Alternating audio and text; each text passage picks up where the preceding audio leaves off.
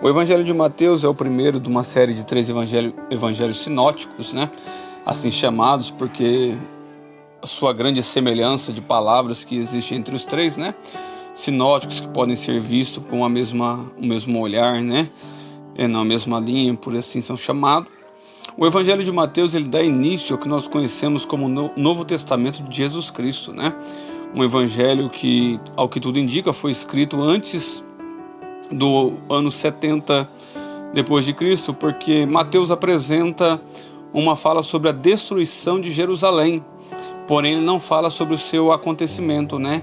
E esse evento aconteceu no ano 70 depois de Cristo. Por não estar descrito no livro, acredita-se que ele foi escrito entre os anos 50 e 60 depois de Cristo, né? A grande preocupação de Mateus também chamado de Levi, um publicano, coletor de impostos, que é chamado por Jesus no meio do caminho, é apresentar Jesus aos judeus, como de fato Jesus era, né? O rei dos judeus. Mateus vem de uma época que era comum ver as brigas que haviam por causa de reinados, por causa de reinos, né? Em Israel sempre houve muita briga por causa de reino, né? Muita traição, muita corrupção para tomar o lugar do trono. Então vem um homem chamado Jesus e se apresenta como o rei dos judeus. E não foi o primeiro a fazer isso, né? É engraçado a gente falar sobre isso, porque Jesus não era o primeiro a se apresentar como o rei de judeus, como o Messias prometido. Porém agora Mateus vem mostrar que Jesus não era mais alguém que veio falar, mas Jesus é alguém que veio mostrar suas credenciais de rei, né? Mateus então vem apresentar Jesus como o rei dos judeus.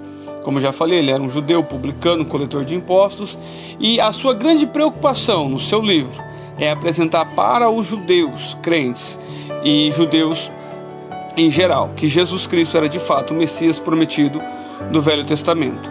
Haja visto que ele usa um termo conhecido como Reino de Deus, ou Reino dos Céus, por mais de 30 vezes no seu livro, né? Ele chama Jesus de filho de Davi por mais de 9 vezes.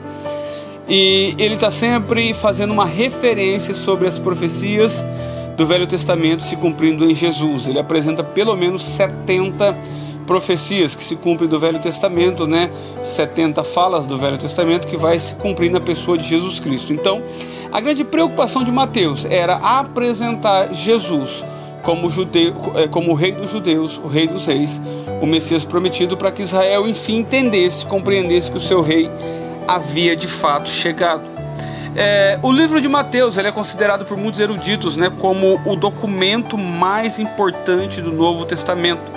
Nós temos aí um grande erudito chamado Michael Green, que ele vai dizer que é para ele o mais importante documento de todos os tempos, porque ele traz um registro completo e sistemático do nascimento, da vida, ensino, morte e ressurreição do próprio Cristo.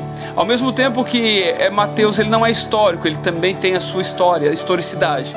Ao mesmo tempo que ele não é documento, ele traz uma documentação completa sobre a sua época, mas ele é sobretudo o prenúncio das boas novas sobre o nosso Senhor Jesus Cristo. Nós vamos adentrar num livro que tem uma profundidade espiritual muito grande, que tem as suas particularidades, né?